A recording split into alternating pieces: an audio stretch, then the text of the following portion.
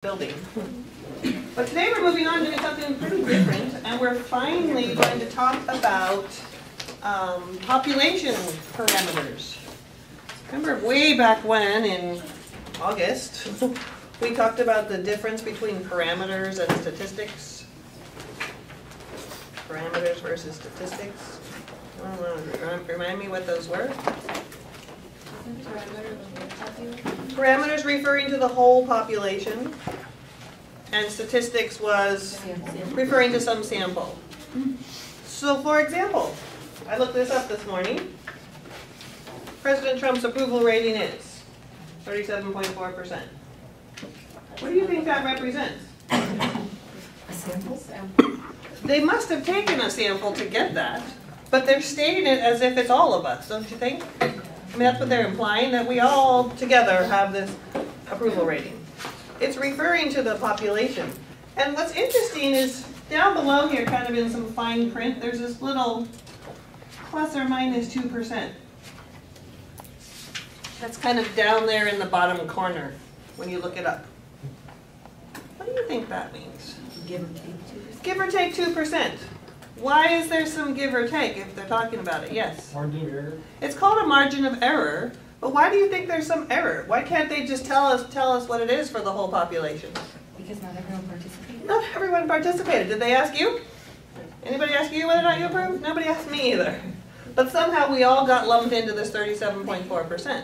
So this little margin of error, we're actually going to use that exact terminology a little bit, this little margin of error tells you that we're predicting what it is for the whole population, even though we didn't ask everybody. But we're pretty sure that it's this number, give or take 2%.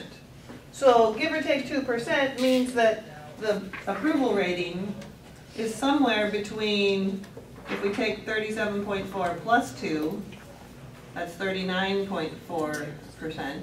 And if we take 37.4 minus 2, it's 35.4%.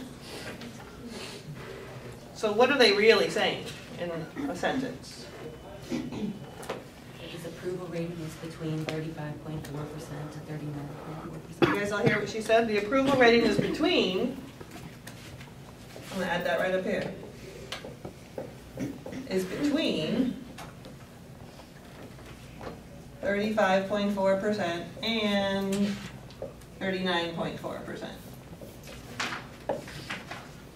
So they state it as if it's a number. This is the number, and they actually are referring to the whole population, but we all know they didn't ask us all. But what they do is they come up with this margin of error that says, because we're predicting we're going to be off by a little bit, and here's how much we're off by, which is what's called a margin of error, which is exactly where we're going. So what's happening now is somebody used statistics, they used a sample. Maybe they sampled 500 people. I don't know how many, I didn't check that. But maybe they sampled 500 people, and they used that sample to come up with this number to represent the whole population. And then there was a little bit of error because they know they didn't ask everybody. Does that make sense in terms of what they're doing? Does anybody actually know what his approval rating is for the population? I see some people shaking their heads. Why not? It's impossible to survey everyone. What did you say? It's impossible to forcibly survey everyone. Yeah, it's impossible to survey all of us. They'll never know what the real approval rating is because they're never going to be able to survey all of us. It's just not, it's impossible to do it. Right? You can't get it. But they can fairly accurately make a guess and say, oh, we might be off a little bit. So if they've done this now and someone comes along and says, hey, you know, I'm pretty sure that his approval rating is 50%.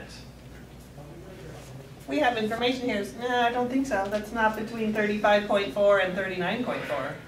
50% seems a little too high. So what we're going to finally do in Chapter 7 on now this semester is we're going to take our sample statistics and be able to make decisions about the population, even though you can't actually ask the entire population. So we're going to be able to come up with this interval that says it's somewhere between here and here. We call this an interval.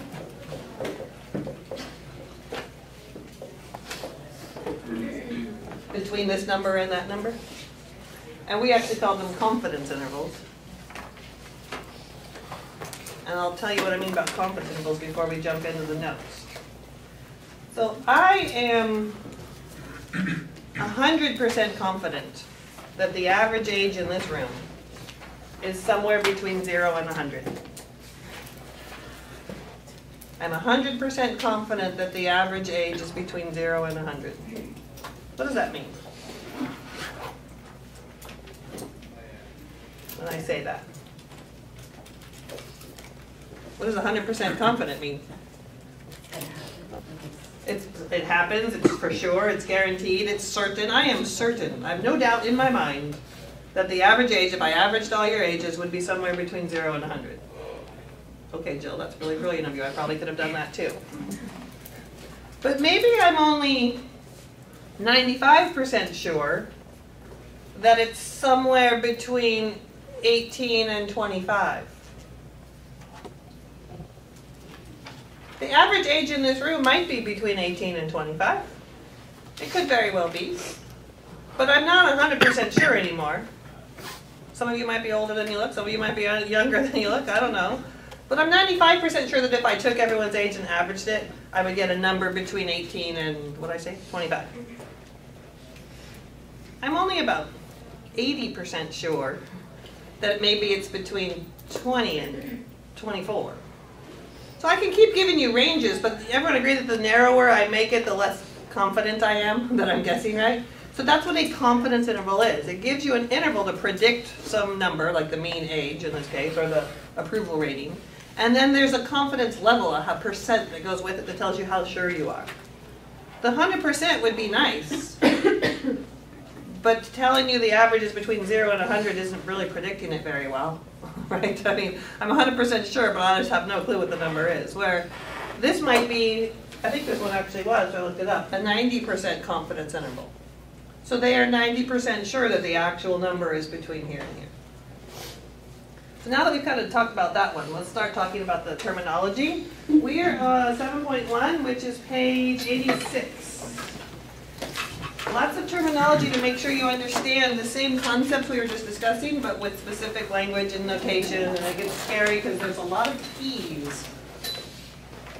A lot of P's going on here in lots of different places, so you want to make sure you ask questions about all the notation as we go. So page 86, 7.1, estimating population parameters. So in this case, 7.1, we're going to estimate proportions or percents, like Trump's approval rating. We're estimating what percent of the people approve. If I had said it was a proportion, what's the difference between a percent and a proportion? Anybody know? Nobody? Very quiet. They're the same, except you just don't write it as a percent, you write it as a decimal. So if his approval rating, we're saying the percent is between here and here. The proportion, we're going to actually use the letter P, is between these two decimals. These are proportions, or we could have said that P, oops, is between those two percents. Move out of the way here for you for a second.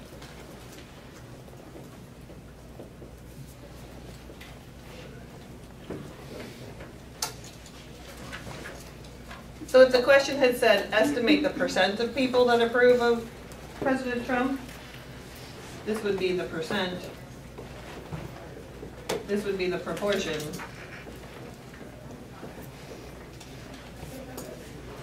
We agree it says the same thing? Close this door again.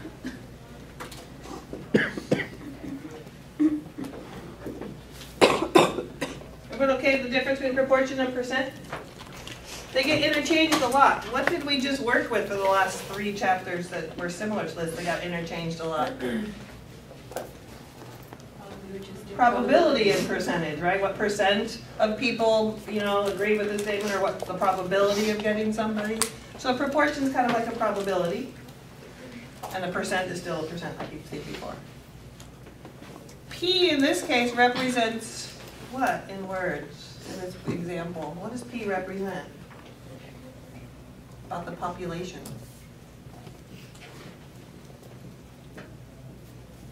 I'm calling it P. What is P?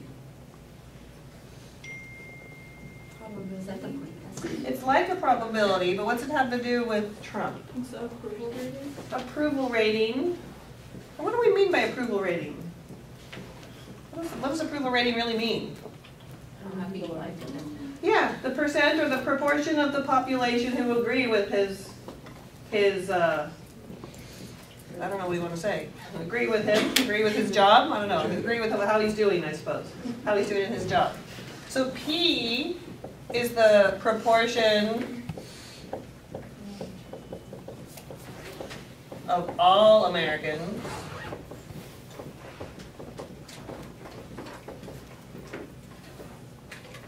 who approve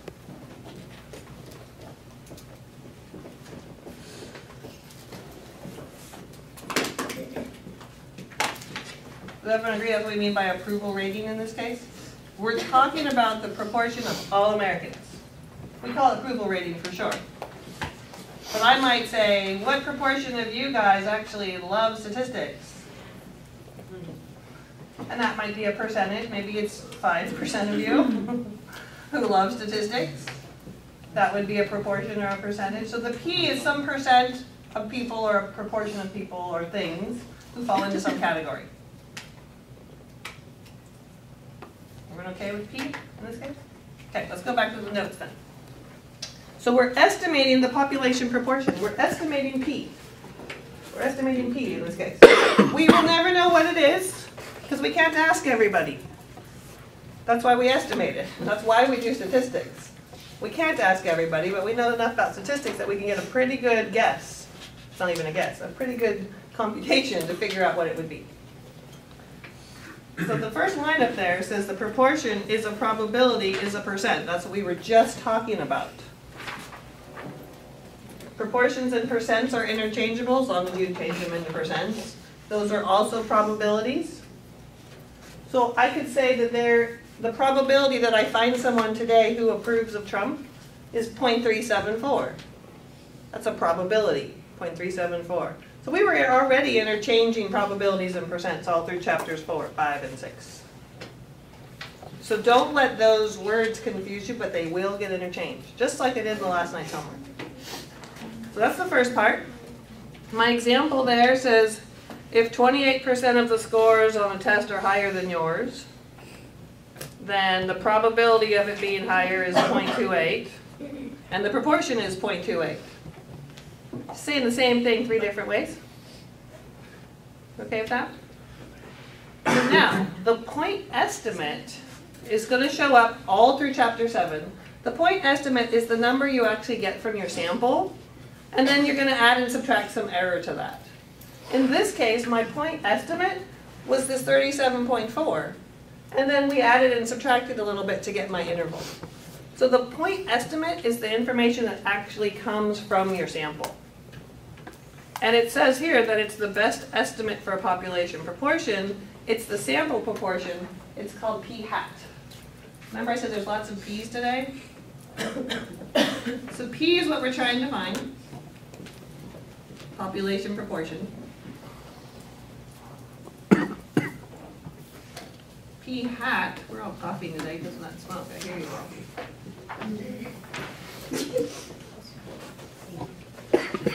Sample proportion. We call that P hat. Let me talk about the difference here. Somebody wants to know what percent of all Americans approve of Donald Trump. They went out and they asked some people. I don't know how many of us, I'm guessing right now, I'm saying it was 500, I don't really know. But if they asked 500 people, they got a proportion of those 500 people who said, yes, I approve. And that's what this would have been. This would have been my P hat. The number in my group, in my sample that said yes to the question. And then we use that to come up with this range to say, well, this is somewhere in here is where his approval rating really lies. So we're trying to estimate P. You will never be able to find P, but you'll always be able to get P hat. Because you just take your group and say what percent of you agree, and we're done. Okay with that? They call it the point estimate because that's our first guess, then we're going to find our margin of error from there. If I was looking for the average age of LMC students, the mean age, I would start with a sample, find their mean. That'd be my point estimate, then add and subtract to there. So that's always, the point estimate always comes from your sample. The confidence interval is what we've been talking about. A range of values to estimate the true parameter.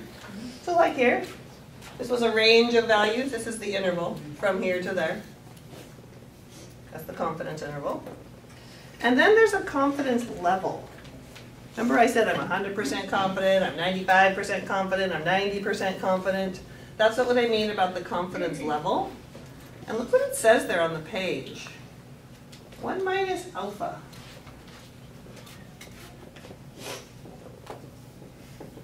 Confidence level is 1 minus alpha. And it says it's usually expressed as a percentage. I'm going to come back to that alpha in a second here when we get to my examples. And it's the confidence that the interval actually does contain the number. So we're not 100% sure that approval rating's in there. We might only be 90% sure that his approval rating's in there. But 90% is fairly confident. We're going to be given a confidence level that helps you determine how big or small your range is. Okay, so the first example here is just making sure we understand words and terminology. We're going to actually slowly work our way up to finding confidence intervals by the end of today.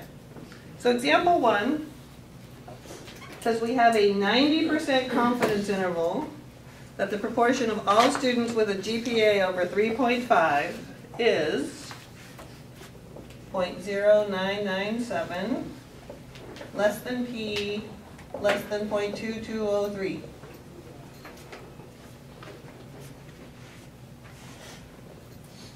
That's example 1. That is the proportion of all students with a GPA over 3.5. If I wanted to write those as percents, what would it look like? 9.97%, 22.03, just converting these numbers into percents, either by moving the decimal or multiplying by 100. So my words are, before I read on, somewhere between roughly 10 and 22%. Between 10 and 22% of students have a GPA over 3.5. So that's what we're estimating. We don't know exactly what percent of students have GPAs over 3.5. We can't go ask every student and look at every transcript. But we think it's somewhere between 10 and 22%. So look at the interpretation there. We are 90% confident that this interval actually contains the true value of proportion of all students with a GPA over 3.5. So when I say what percent of students have a GPA over 3.5, we're 90% sure it's between here and here. Because there is a chance that our one little sample was one of those rare ones that gave me something else outside of the actual range. It might be that we're wrong. There's a 10% chance that I'm wrong here. But we're 90% confident. And then notice the follow-up sentence. If we construct similar confidence intervals numerous times, 90% of them will actually come up with the true range. Because every sample I get is going to be different. If I ask, you guys and say, well, what percentage of you have a GPA over 3.5? I might have, maybe it's 12%. I ask a different group and they're 15%. If I keep doing this, I'll have all these different intervals, but most of them, 90% of them, will actually be accurate. Now, there are different ways to write intervals, and it freaks people out, but they all mean the same thing. So write down beneath where the hole punch is, alternate form of the confidence interval. I want to start working them from right to left.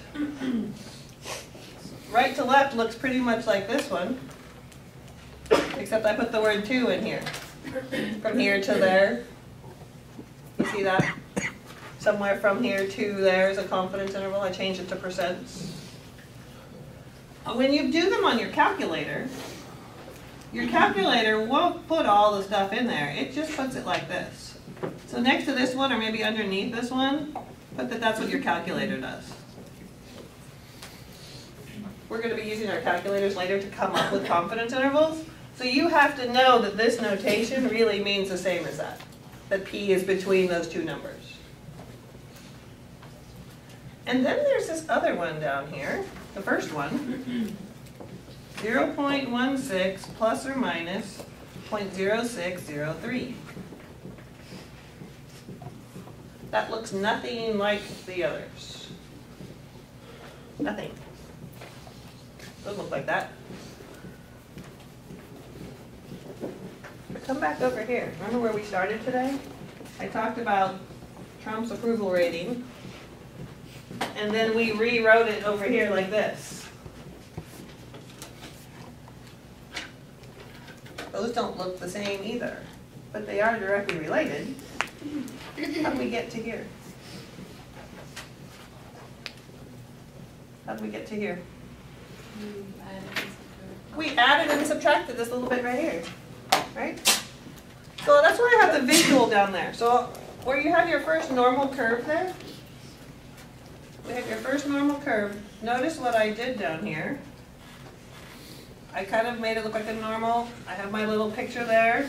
On the edges, I put the two numbers that we have, 0.997 and 0.2203. First off, I have a question for you. How did I know that there's a 0.16 right there? I labeled it. How did I know there's a 0.16 right there? So she wants to know, did I add the two together and divide by 2? Why would I do that? I'm trying to find the mean. I'm trying to find the halfway point, right? I'm looking for the number right in the middle. So you're always just going to average two numbers, add them up, divide by 2 to see what you have. So this number right here, if I take 0.997 plus 0.2203 and divide it by 2, if you do that, it should come out to be exactly 0.16. I'm trusting that you guys are using your calculator and checking that for me. I see some nods. So we didn't know this number in the middle, but everyone agreed that we could find it easily by taking the average. This one right here is my point estimate.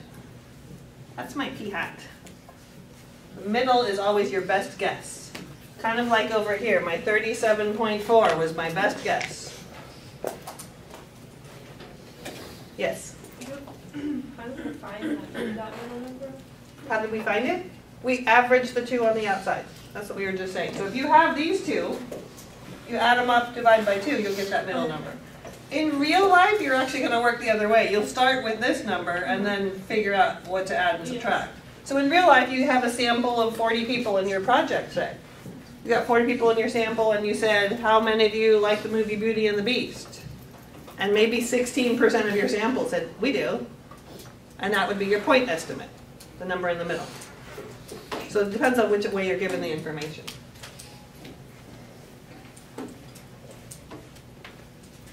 So where'd this number come from? The 0.603.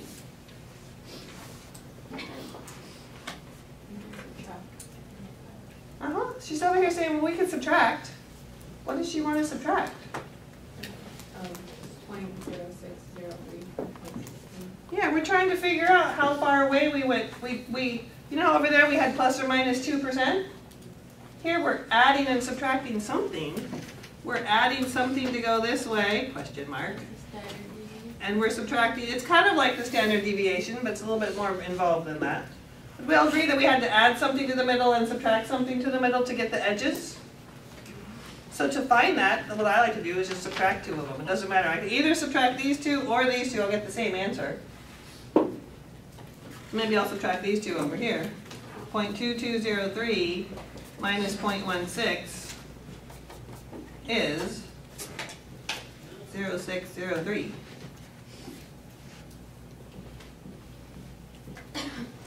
So this distance right here, I'm going to rewrite it, put my green in here now.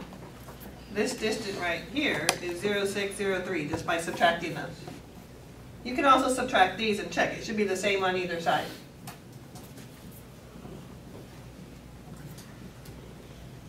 The beginning part of this chapter is the hardest part because you have to really understand the terminology and the notation. Once we start doing it all at once, it makes a lot more sense. Right now we're just understanding what we're looking at. Questions on how I got those numbers now? do we agree that this and this are the same? These are all the same? One of the first few questions you have to answer online is, take this problem and write it like this. Or take this problem and write it like that. It's making sure you understand how to find the middle and how to find the edges. So I want someone to ask me a question if there is one. Yes, Kirsten. So you decided to do the 0.2203 minus 0.16, right? Yes. So would you add on the other side then? To get the, To find out what this number is? yeah, I'm just. I would still subtract here, because I'm looking for the difference between here and here, so I could also take, let me just go ahead and write it down, 0.16 minus 0.0997. So I could either subtract these two, or I can subtract those two. It's a subtracting them, because we're trying to find out how far apart they are. So either way, it'll be 0.603. The adding, which I think is what you're asking about, is from the 0.16, I can add that number, or I can subtract that number. Oh, okay. Does that help? Mhm.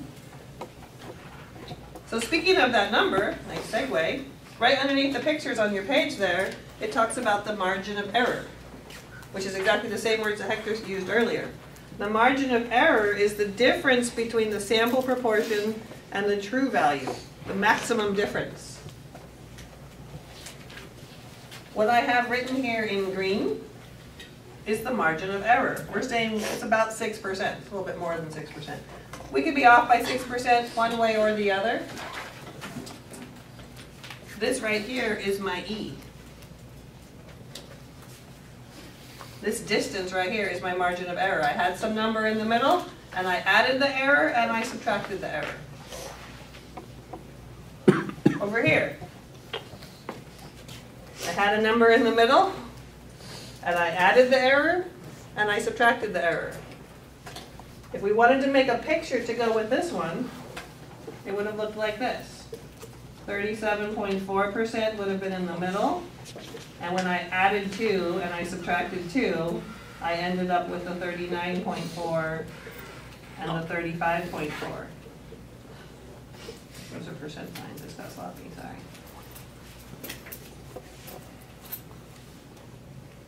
Okay, on what the margin of error is? From the middle up to the edges. Okay, so that's the margin of error. So then I said, in example 1, notice that p hat is 0.16. I already had mentioned that part. P hat's the number right in the middle. And the margin of error was 0.0603. We're kind of going through that all at the same time.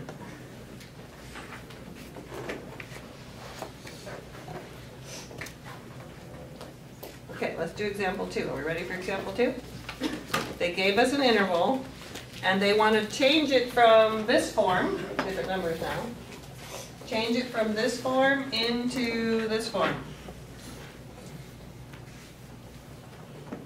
Which means you need to find your p hat, and then you're going to plus and minus your error, which is what they're asking for. I think the picture, the visual, makes it easiest. So I'm going to draw a picture of it. I'm going to erase my Donald Trump example. Some of you can do it without the picture, and good for you, but the rest of us need to see what we're doing. So my confidence interval always is between two numbers that are balanced in the middle. What was my range? 0.230 to 0.452.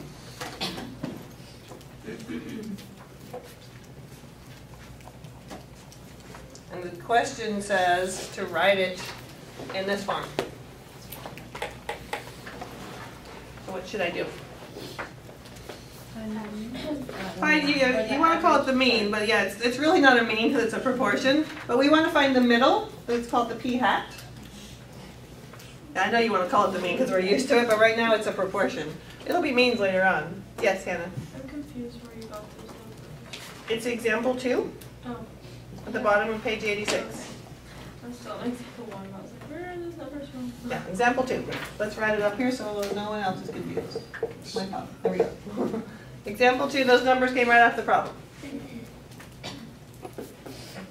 So do we agree that we want to find the p-hat?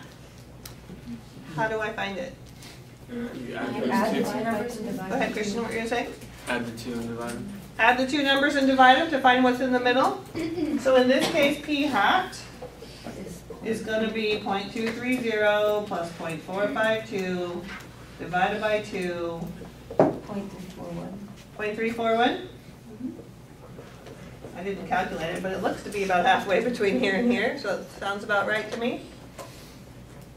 So that number in the middle here must be 0.341. And what else do I need now? Subtract it, I need to subtract to find my margin of error. which is 0.111. Tell me what you subtracted to get that. I subtracted 0.452 and 0.341. She took 452 minus 341 because she's trying to find this distance right here. That's my margin of error. Everyone agree that she's subtracting those? What'd you say it was? 111? 0.111. What's another way she could have gotten that? What's another way to find the margin of error? Subtracting 2 or 0.230 from 0.3. Subtracting these two would give you the margin of error as well. There's a third way to get the margin of error, which the book likes to point out.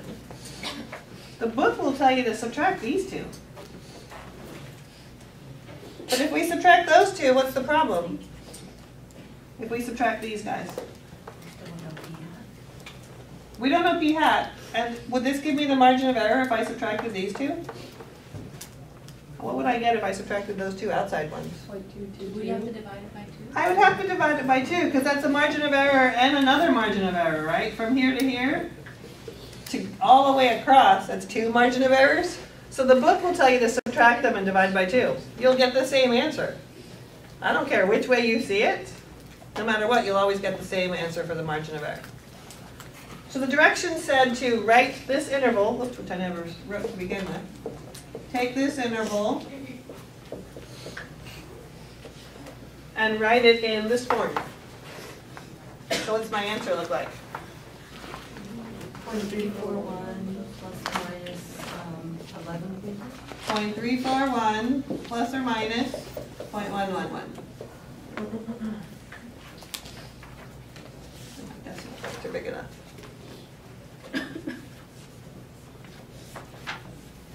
Kind of boring in the beginning because it's just getting used to the notation. So it doesn't make a lot of sense where we're going with that. I claim that you should be able to do example 3 on your own. Top of page 87. The symbols look scary because they tell you to write this form. Like, what the heck? There's too many symbols there. I don't know what to do. Can someone explain to me why this really isn't so scary?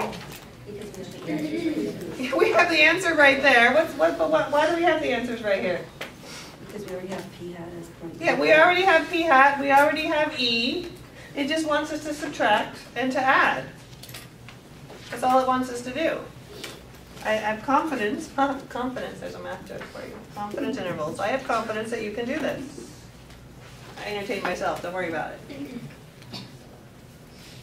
So you should be taking your p-hat adding e, and your p-hat and subtracting e.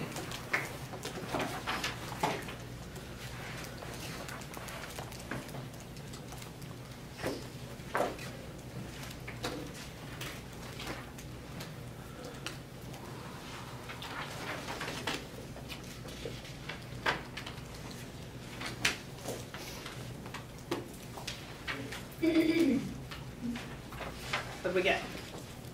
Anybody? Nobody? 0.232 on the left? What about you? What on the right? I only did one. Sorry, what'd you say? 448? Does anybody agree or disagree with those? I agree. For those of you who don't know where it came from, I'm about to tell you. We're agreeing? So all we're doing is exactly what it told me here. The p hat is the number it gave us, that's the first number, 0.34, and we subtract the margin of error. And over here, you take 0.34 and you add the margin of error. That's all we're doing. When you subtract, you get this number. When you add, you get this number. So that is our answer. And we don't even know what the question was. You know, what proportion of somebody agrees with this statement? Somewhere between 23 and 44%-ish. Yes? How'd you get 4.48? 0.34 plus 0.108. We're adding and subtracting.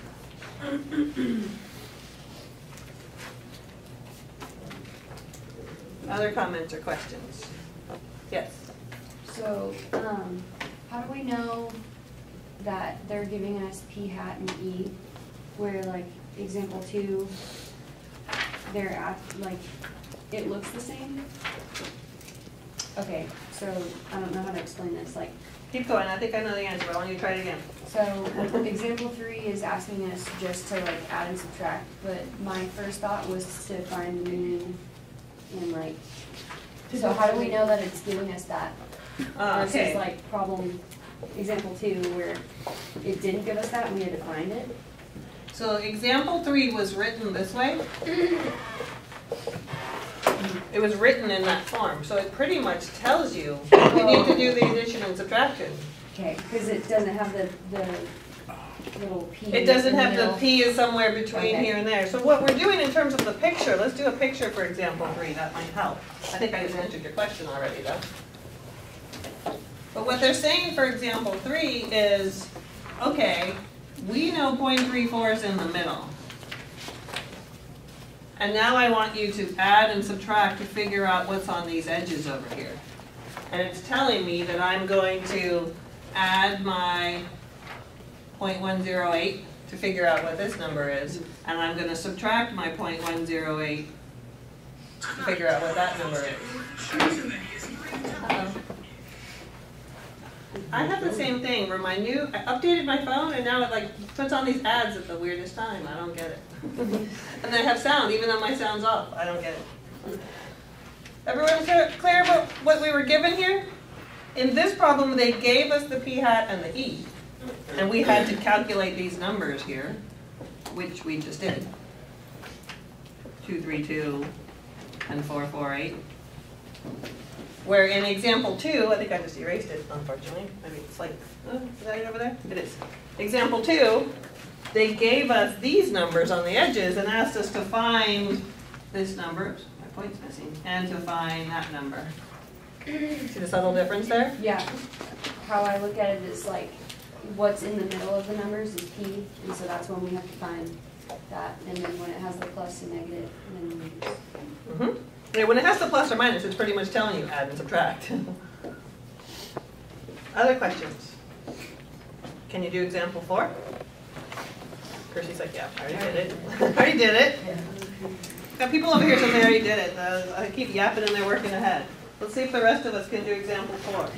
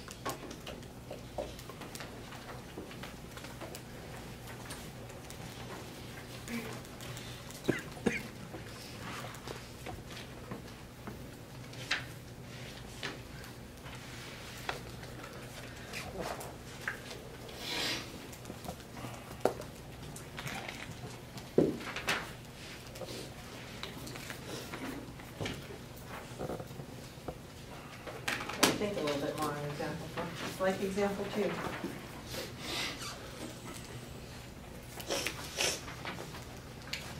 Very similar to example two.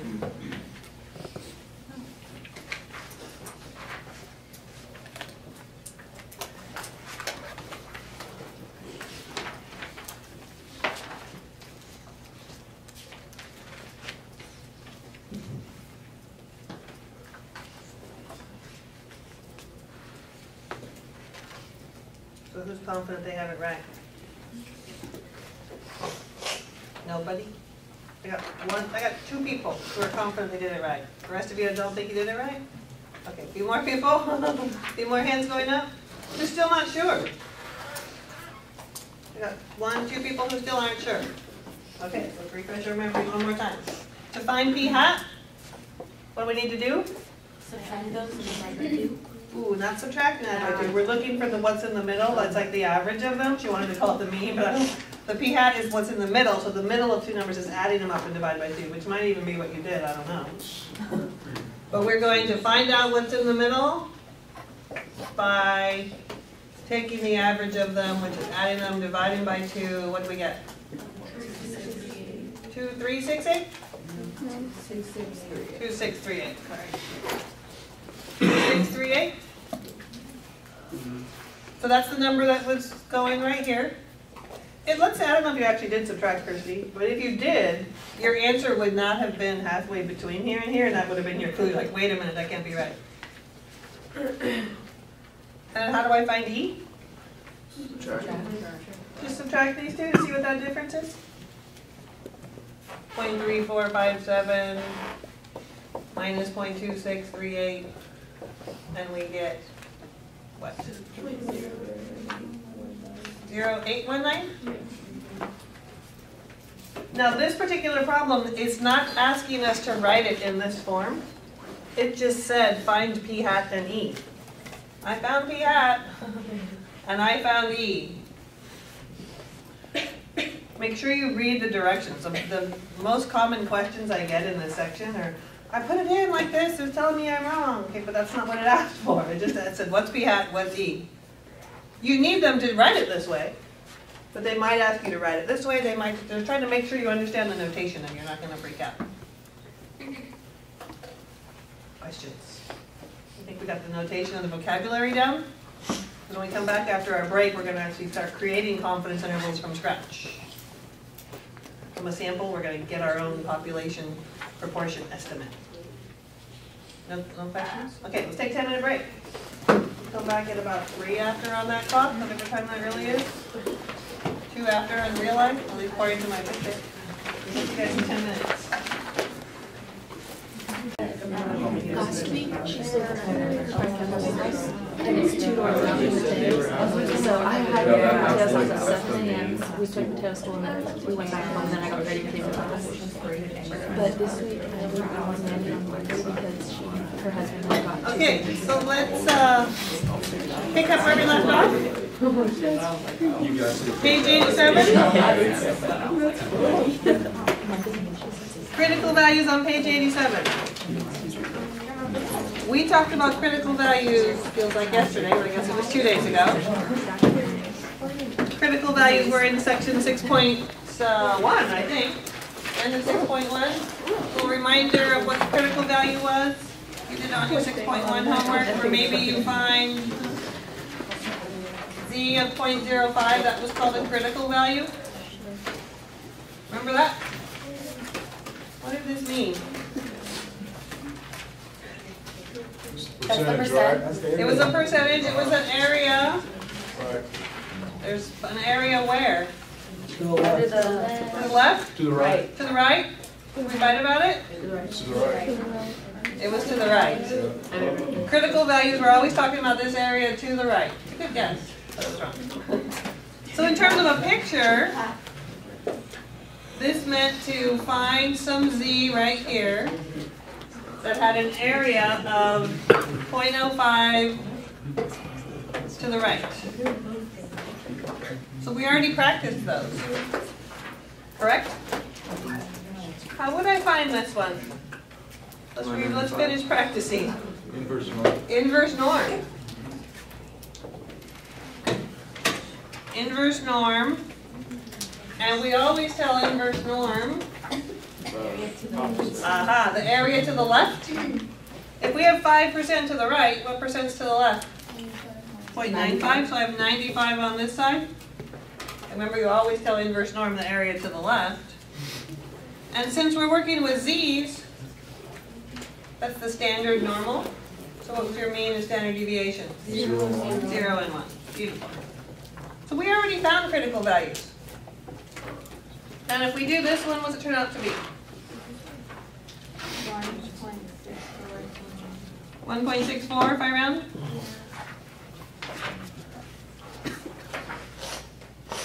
So that's my z 0.05 critical value. The reason they had you practicing this in chapter 6 is we need to find critical values to get our confidence intervals. That's a little review. Review. So let's read what it says here on this page about critical values.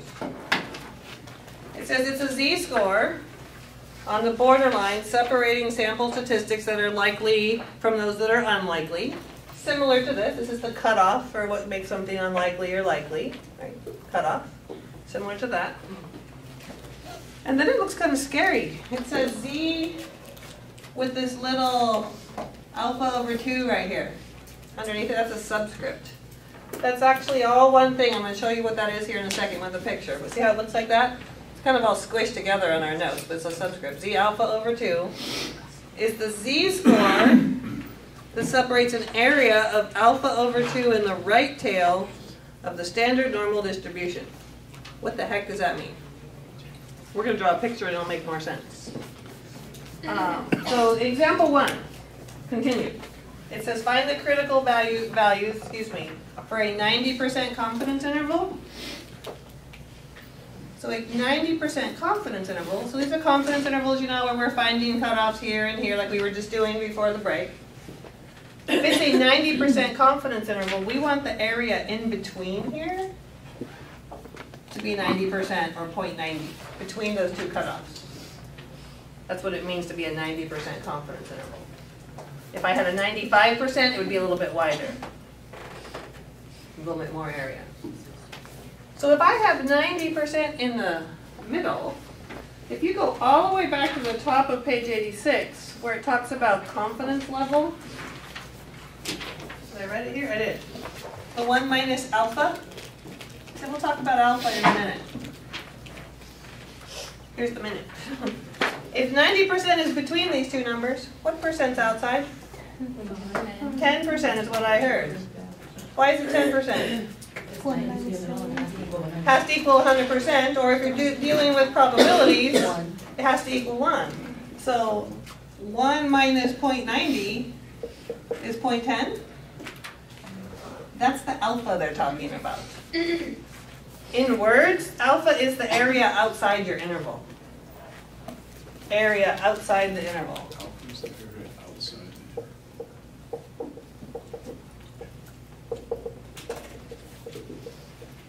So in this picture here, alpha is this total area right here. All the green. Everything outside my interval is 10%, 0.10.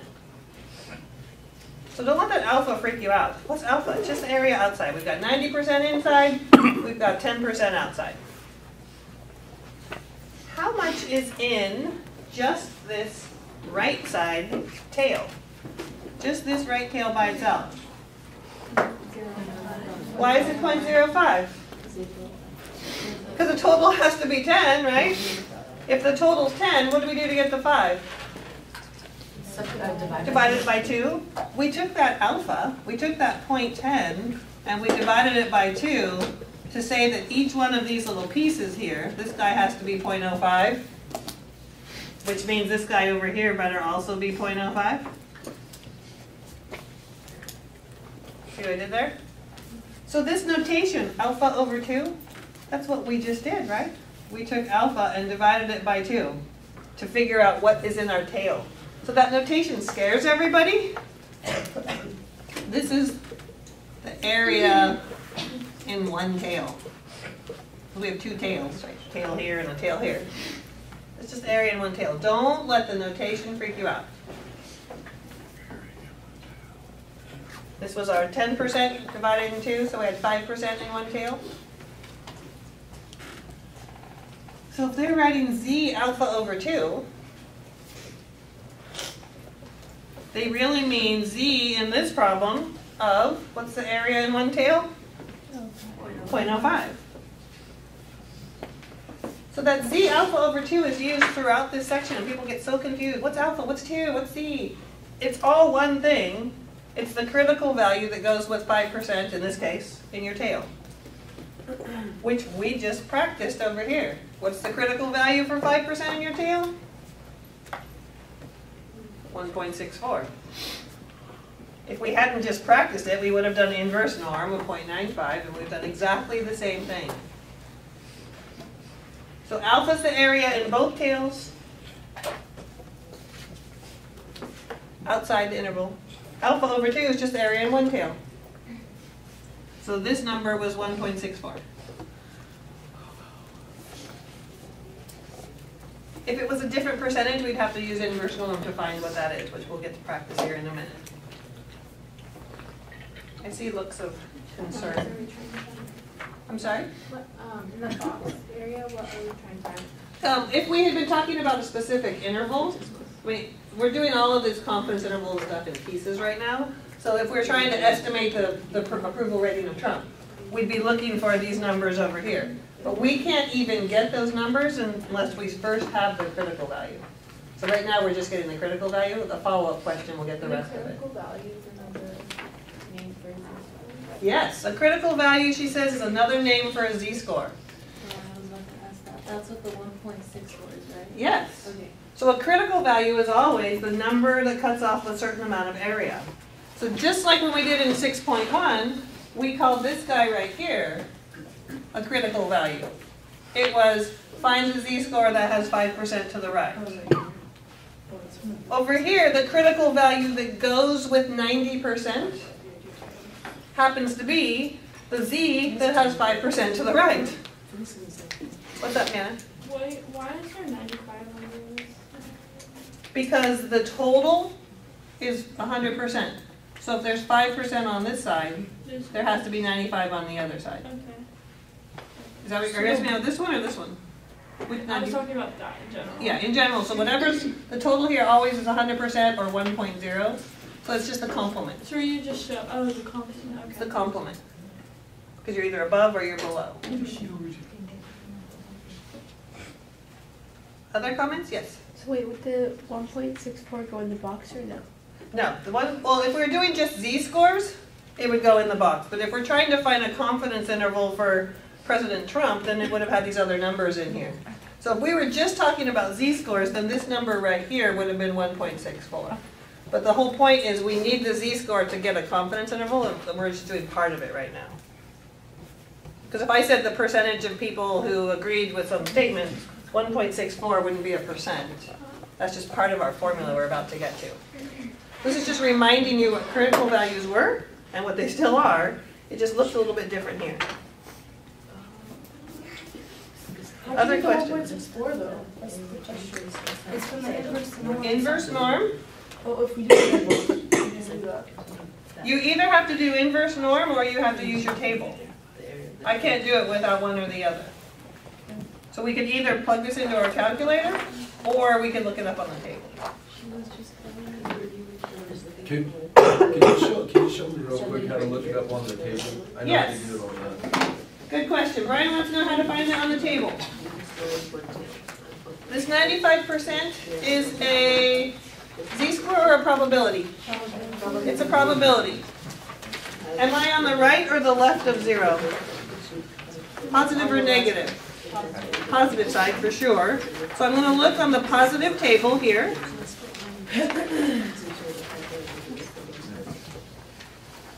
Positive table here, and we're searching for some z, I can't see it on the edges, that has a probability. The answer in the middle here is exactly 0.95.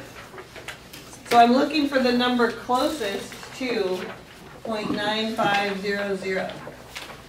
Because because these are 4-digit numbers in the table. So I'm searching through the middle of the table looking for 0.9500 or the closest I can get. And there's actually a little star in the middle of the table. See the little star in the middle of the table? Okay. It's exactly between two of them. So if you follow that little line that points at that star there, it actually says it's 1.645.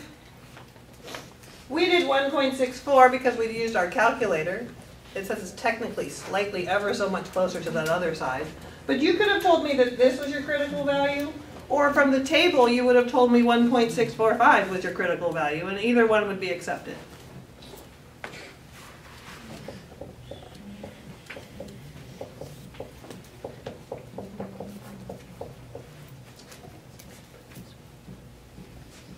Other comments or questions? A lot of you are having little side conversations, which tells me you have questions. If you're answering each other's, that's great, but if not, let me answer them. Okay, so that's how we got critical values. So now, where was I? Now that we remember how to find critical values, we're going to create our confidence intervals. Is your hand up or you're just resting it? Maybe a little close? Yeah, I'm not sure. So I'm having trouble with how Z.05 and the Z with the alpha and the 2, like how does that, I'm confused how it relates. How this and this are the same? Is that what you're Yeah. asking me? Okay. So it was a 90% confidence interval. And so I said if it's 90% inside there, what percent is outside? 10. That was the 10. Right. So these two together, the two green ones, are 10. Right. If I want to know exactly what's in one of them, I had to cut that 10 in two. So I took the alpha, which was 10, and divided it by 2. That's what this says right here. Take the area outside and divide it in 2. Mhm. Turns out to be 5% in that little tail right there. I get that. It's the one that you're standing in front of that we were doing review. So we use that to find the Z with the little number underneath it. The critical value. Yeah, yeah. Mhm. The Z with the So little we number use that right to there. find the critical value. Yes. Okay, all Every right. time. That's all I was having So- trouble reconciling. Yeah, is so how we could either use the table that we just practiced, because Brian wanted to remember how to do the table, or you can do inverse norm, anytime you're looking for that Z score. Yes. Thank you. You're welcome. You probably weren't the only one with that question. Okay, so now we're going to finally produce our own confidence interval from scratch. And there's two methods. Of course, there's a formula and there's a calculator way. We're going to do the formula first so we understand what the calculator is doing. Once you get the calculator down, you don't have to continue to use the formula, but I'm going to go through it once. So method 1 says find p hat and e and use this scary looking formula. But I claim that we know everything in that formula. Or we can find it if we don't. So it says, let's not example 2 anymore. I am in the middle of page 87 where you see that formula for E. It says Z alpha over 2 times the square root of P hat times Q hat over N. Weird looking formula to find the margin of error. But the Z alpha over 2 is what we were just practicing. So we have to be able to look up a critical value. That's just one number right there. P hat's going to be your sample proportion, which once we have a problem, we can get that. What do you think Q is? The complement. The complement of P hat. Right? And N is, not population, sample size. How many number of people or things? So we're going to use that and do example 5.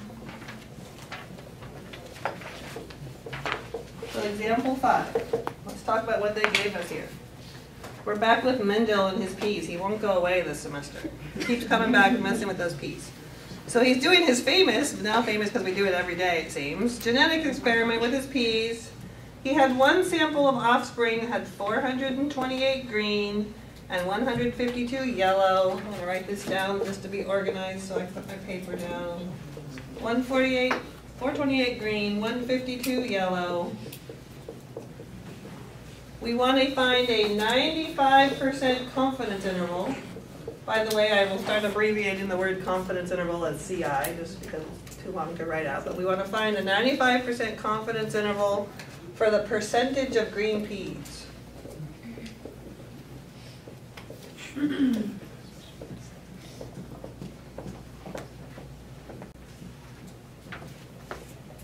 They're asking us to come up with our own interval, like the one we started with today. So the question is, how the heck do we get there? We have to have a p hat and we have to have an e, because remember, it's always p hat plus or minus the e. P hat we talked about an hour ago. P hat is the sample proportion. In this problem, we're talking about the proportion of green peas. Green? What proportion of my sample was green? 428 is the number that were green. How do I make that a proportion or a probability? Do you put it over the total? Yes. P hat's just how many greens you had out of the total. And we had 428 greens out of 580. I was adding those, thank you.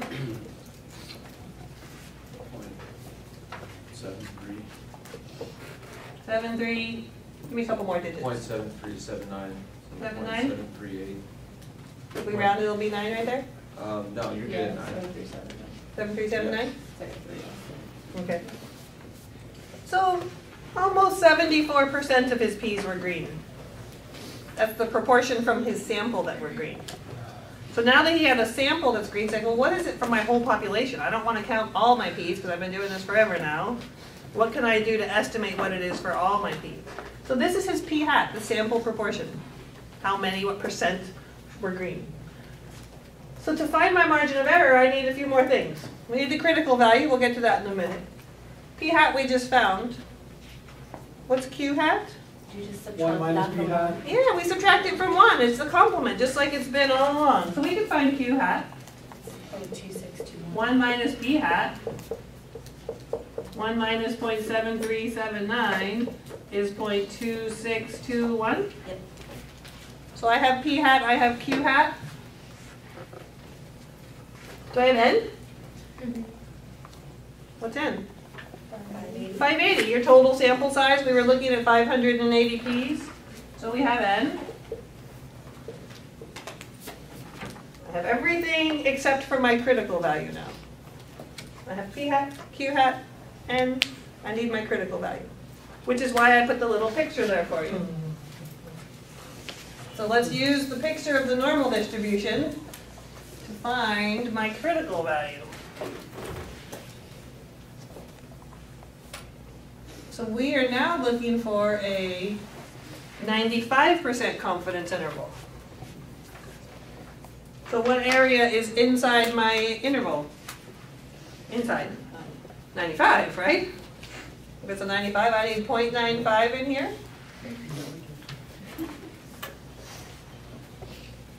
So how do I find, yes ma'am? How'd you know it was 0.95? Because it asked me to find a 95% confidence interval. So that tells me what percent they want in between the two numbers. I now need to find alpha, the area on the outside. How do I get alpha? Yeah, 1 minus 0.95. 0.05, right? If I have 95 on the inside, I have 5% on the outside. And then I want to divide it by 2 because the 5% is both of these combined. So this guy right here is 5% divided by 2, which is 0.025. That's what's in this tail and in this tail.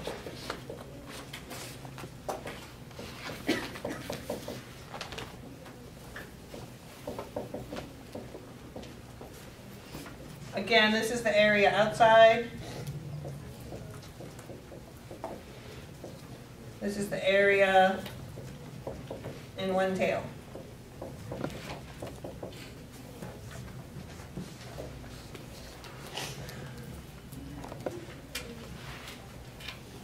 Why am I drawing this picture?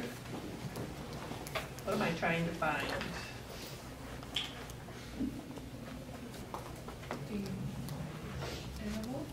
Say that again? The interval? I'm trying to get the interval, but what piece of this problem am I looking for at the moment? You're right. But there's a certain thing I'm looking for at the moment.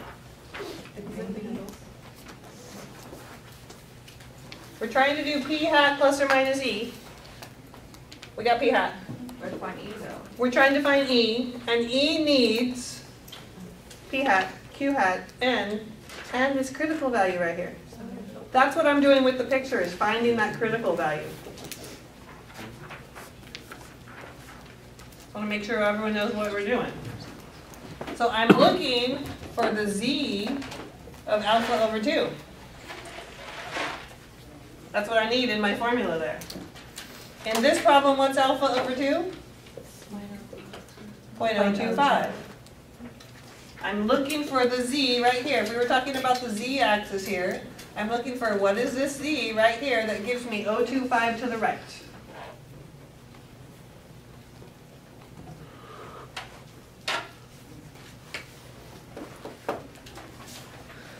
Everyone okay what I'm looking for? How to find it's another question. I have 2 ways to find it. If I'm looking for this cutoff z right here, question mark, this guy right there, there's an area of 0.025 to the right. Inverse norm? Inverse norm. Anytime you're looking for that cutoff, the z, we would do inverse norm, or what's the other option? Use the table and work backwards from the table. Here's the tricky part though. What number goes into inverse norm here? 0.975. I heard lots of voices. It's not 0.025 because I always have to tell my calculator the area to the left. 0.975 she's saying. 1 minus this essentially. Or you could just take 95. Or you could add these, 95 plus, oh yeah, you could add those two, or you could take the complement. But do we all agree that 975 is the area to the left? Everything to the left of my hand here? So you can either search your table for 0.975, or you can do inverse norm of 0.975 with what mean of standard deviation? 0 and 1. Every time you're looking for z's, it's 0 and 1. And we get 1.96. 1.96? Yeah, table gave you 1.96? All right. What is that? C. That's my z. My z alpha over 2. My z that has 0.025 to the right. It's a lot of stuff. But technically there's only 2 things, I'll argue. P hat we had to calculate. Okay, we had to calculate q hat, but it was a little subtraction. We can handle that. That was a complement. We've done enough complements, right? And then we had to know how to look up critical values. Now I'm ready to find my e, finally. I'm ready to find e. So e equals, my z comes first, which in this problem was 1.96, times the square root of, here, that was my 1.96, right? Times the square root of p hat, which was 0.7379, times q hat, hang on, I gotta multiply it by q hat, 2621, all divided by my n, which was 580.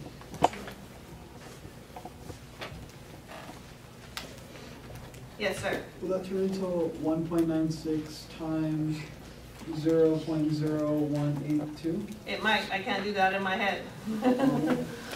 So now the challenge is to see who can type this into your calculator correctly and see if we all get the same number.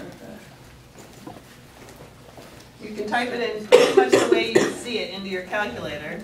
Let's see if we can all calculate the same margin of error. We'll see if we agree with Hector. You guys have questions on where these numbers came from? What did you say you got? I'm just kind of confused on the 0.975, where did you get that in the inverse norm?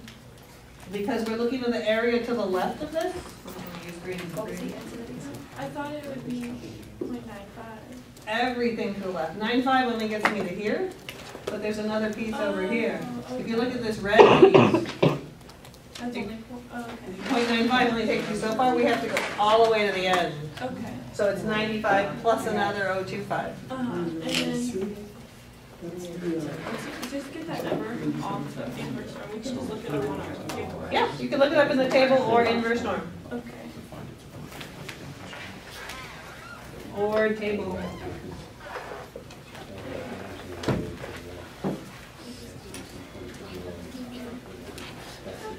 Are you checking with each other to see if we all got the same E?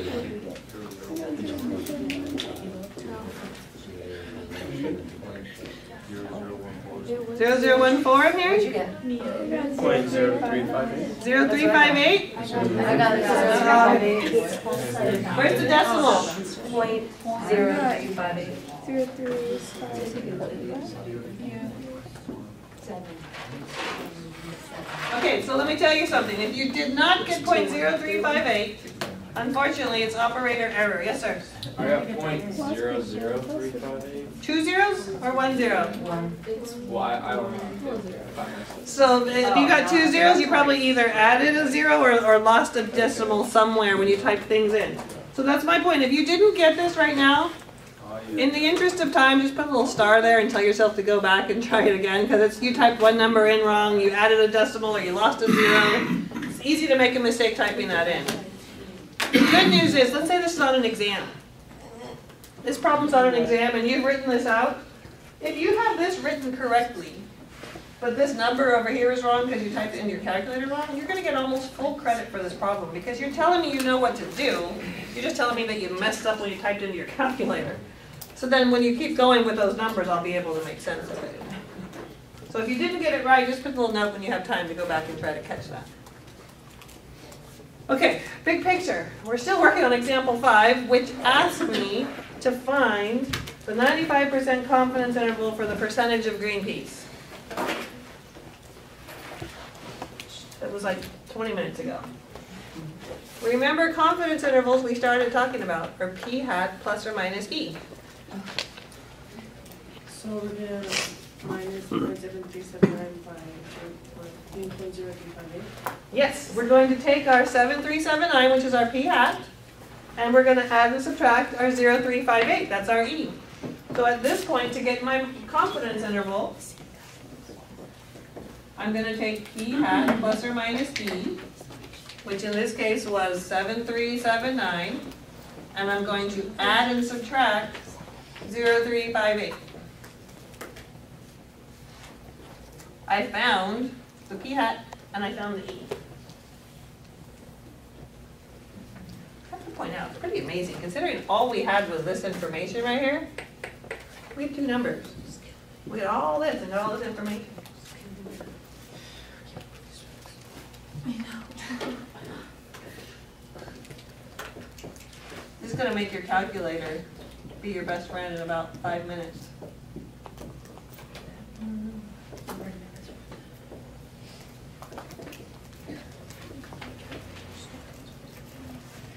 Everyone okay? We're adding and subtracting that e to the p hat.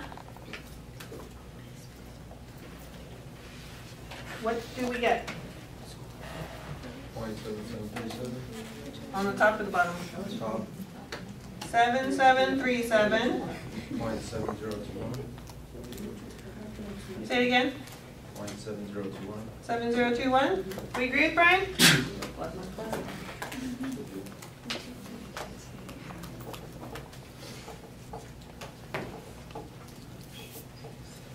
What is this? It's a confidence interval for the proportion. Oh, read the question again though. It wanted a percentage. So you just move the decimal over to. We just need to move the decimal over, but make sure you read the question again, because this will happen online, where you're doing this problem, you get all the way to here, and you're right. But you didn't read that they wanted percentages. This is a proportion, but since it asked for percentages, we're just going to move it over. And the answer will be 70.21%. to 77.37%. This is the one for the percentage.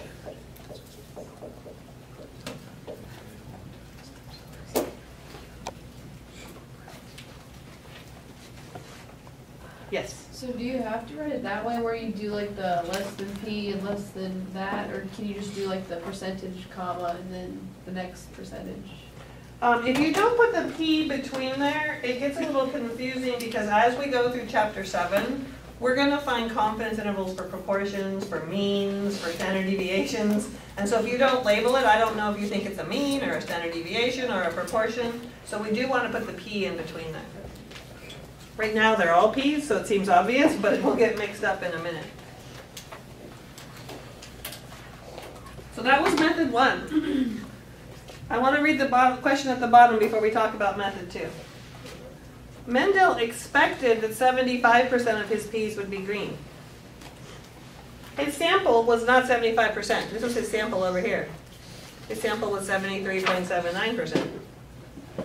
So he thought the population would be 75%, but his sample wasn't. Do his results contradict his theory? No, Why not? it's within the margin. Because 75% is within here. We didn't get, you can't expect, go back to my coin flipping problem I always talk about. If I flip a coin 100 times, you expect me to get 50 tails, but there's no guarantee I'll get 50. I might get 51 or 52. There's some range that's acceptable, right?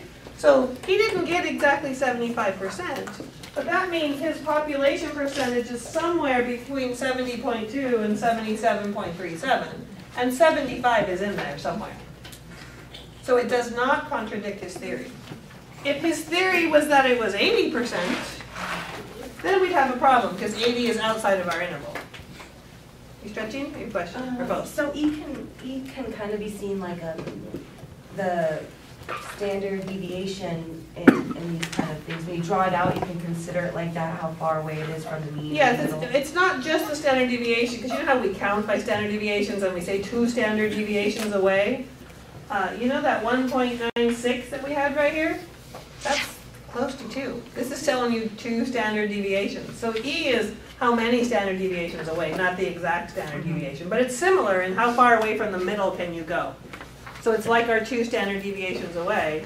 It's roughly 2, Right, it's almost around 2 that. times that. Okay, so here's where your calculator becomes your best friend. We could have done this whole problem in about 12 seconds. 12 seconds.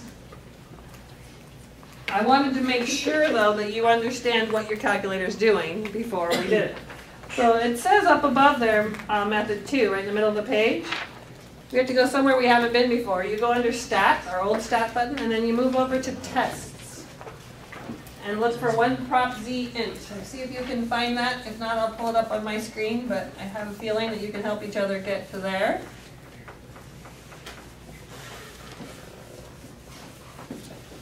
Stat and tests, and then you go down to 1 prop Z int. Over to tests, till you find 1 prop Z int. I want to make sure you all find that button first.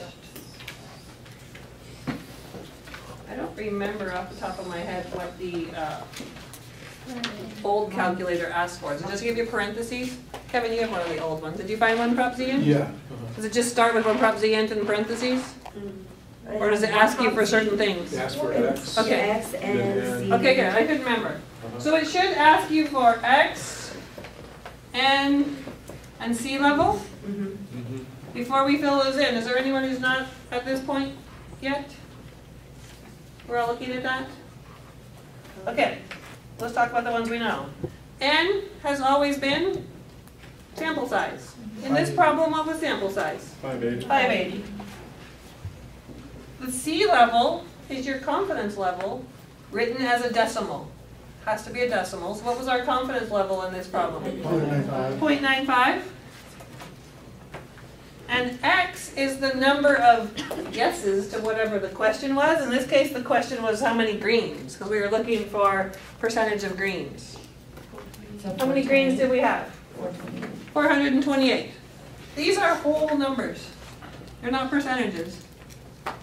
These are whole numbers. We're counting. How many in your sample? How many were green? Calculate. Move down and hit calculate. That's what's next, right? What's it give you? The same answer that's in the square. It should give you this answer. It doesn't know the question asked for percentages. It should give you this one with probably some more digits. Yeah. Awesome, I know. Yeah. There's a love your calculator in this class.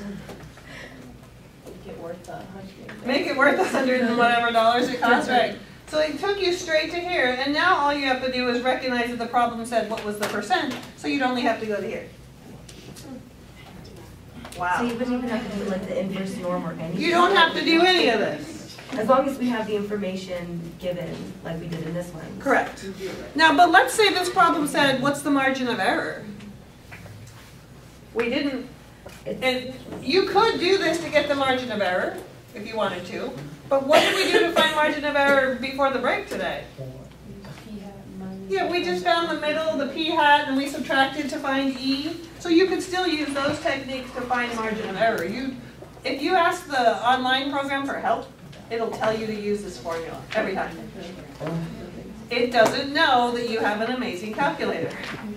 So you have to still know that p-hat's in the middle, margin of error is the difference, so you may have to do some subtraction if the problem asks for that. How do you know what number to take off the calculator?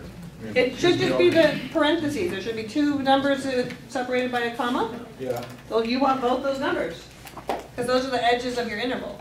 70214, okay. You see it now? Okay. So it's giving you both those numbers separated by a comma, yes. Okay. So if they wanted the margin of error, would we just subtract the 7737 from the 7021 to find the margin of error? Or? We'd subtract the p-hat. Remember the p-hat's in the middle? Where's the p-hat? So in terms of a picture, let me kind of draw it over here. Oh yeah, we would subtract. Okay, I got it. You already answered it? Yeah, I just. Yeah. 7379's in the middle, and you've got this number over here. This difference over here would have been your margin of error. Yeah. So you don't even ever have to use that formula again. As long as you know what your calculator is giving you, which is why I insist that you put the p in there, that you know you're finding a confidence interval for a p. Okay. Let's try another one. I think we can do example 6 in about 2 minutes, as opposed to 20.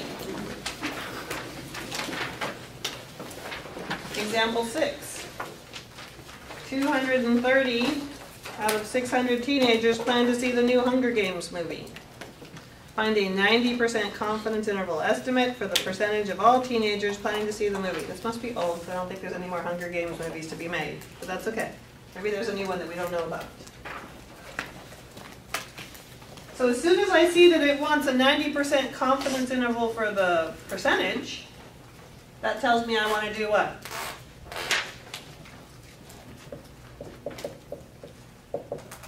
I want a 90% confidence interval for percentage. Where am I going to go as soon as I read those directions? One prop z int is our new best friend. One prop z int is because I'm dealing with one proportion.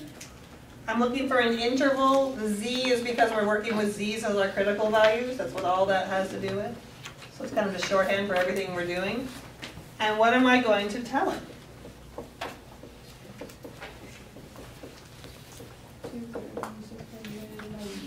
230 was our x, 600 was our total, and 0.90 is our sea level.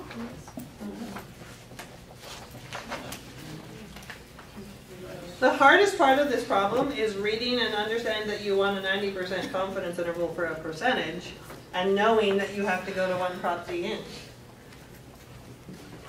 Your calculator gives you some numbers that we are going to write like this. P is between, I didn't put it in my calculator, I'm trusting you, 0.3507 and .1460. Can't be Oh, right. sorry, 4160. Okay. Oh my God, smaller. Did we get the same numbers, Ms. Carey? Am I done? Ah, it asked for a percentage. If it asked for the proportion, I would have been done. If it said what proportion, I would have been done. But since it asked for percentage, we'll just turn those into percents.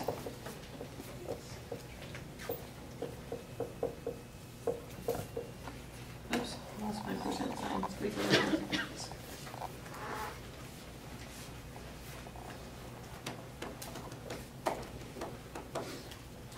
So your calculator doesn't know that you were asked for percentage. You have to know that part. Okay? The follow-up question says that the movie theater claims that 25% of teenagers are going to see the movie. Does their claim appear to be correct? No. No, why not? 25 is not in there. This tells me that there's more people coming than the movie theater thinks. So maybe they need to open another screen, they need to hire more people to work that day. Yes, Samantha? What's like the best way to write that? To write what? Like the explanation. No, 25% is not in our interval. That's exactly what I would write. It's not in interval. Not in our interval, yeah. Because our interval says we're pretty sure it's between here and here. It's outside. I mean, we're 95% sure that it's in there, so it's definitely not in it yet. I couldn't hear you. I'm getting it. Let me see what you typed in.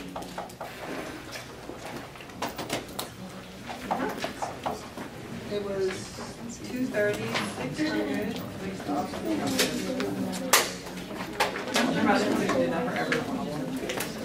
Oh, I know. It just disappeared. It was there, and you didn't enter it. I'm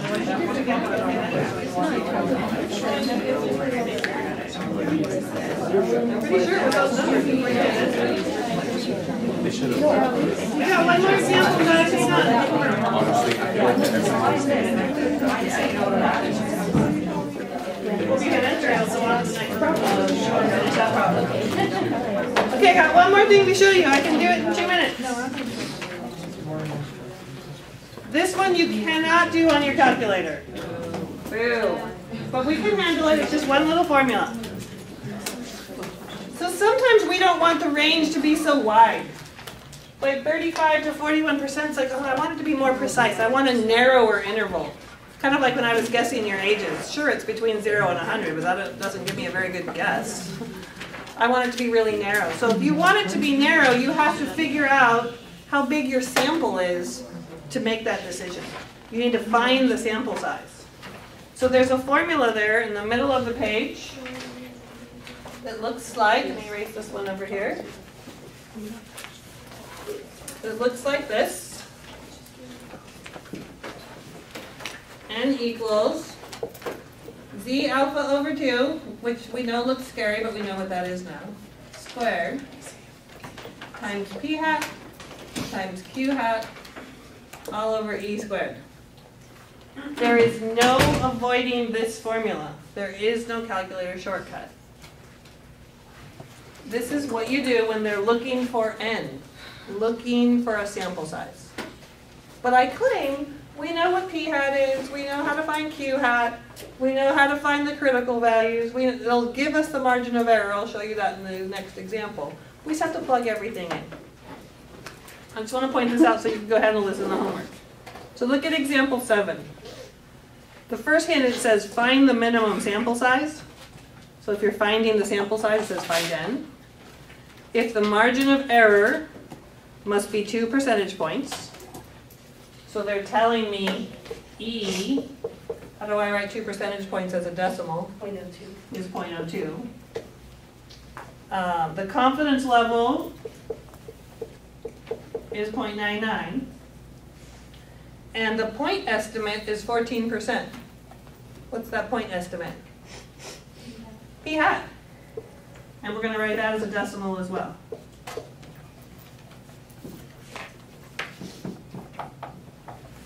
So they gave me P hat.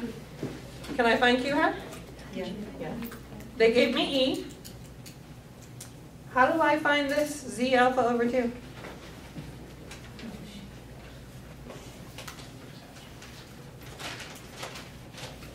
We did it 3 times already today. It's within What'd you say? line. Yeah, we have to do the inverse norm, you have to draw the picture. This is a critical value. We're out of time, but I'm gonna let you go back at your notes and look at the other ones. In this case, it's going to be a z of 0.995. You'll figure out why when you go to work on it. Make a note right now because we're out of time. To draw the picture, to find the z that cuts off the right tail, and that's the number that's gonna go in right here. Then you just calculate it all and round it to the next whole number. Because we're talking about a sample size has to be a whole number. You'll be able to handle this. Send me an email if you're still not sure when you get to these problems. There's only a couple. Other than that, you're good. I'll see you on Monday. You can handle it.